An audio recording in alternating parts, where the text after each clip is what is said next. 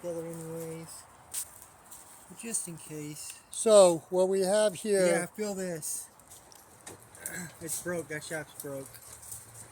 Oh yeah, That so it feels like off. there's nothing connected to it. That shaft is snapped off inside the mower. That's what we think. And this is from a Kubota ZD28, 72-inch diesel mower. And this is the pump and motor, hydraulic pump and motor assembly that drives it. And this side comes off the actual, I guess you'd call it transmission, and this side goes to the gearbox. And this side goes to the tire.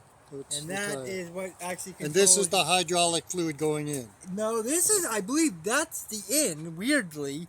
There's a hole through that Allen wrench, right? And that's how somehow it gets the fluid into here and out of here. And I believe that's this the out. Then what's this? The out. What's this? That's nothing. That's nothing. That's nothing. Okay, but, so that's the out. That's the out, I believe. And this, either that or this might be the end too. I'm not 100% sure. Okay, but we're gonna crack this thing open and let you guys see what's inside. So right here, just gonna clean it up a little bit extra. And it's all Allen wrenches here. Looks like there's 1, 2, 3, 4, 5, 6, 8. 8 Allen wrenches to split the case.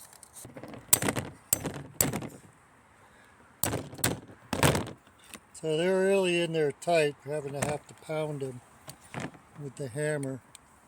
They're in there snug as a bug in a rug. They're tight. I mean, they are very tight. Factory tight. Yeah. So we're going to just take all out.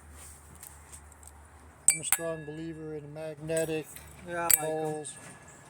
They're definitely nice. Oh, that one I might have missed. I think you missed one. I think I missed one. Yep. Definitely missed one. Whoa.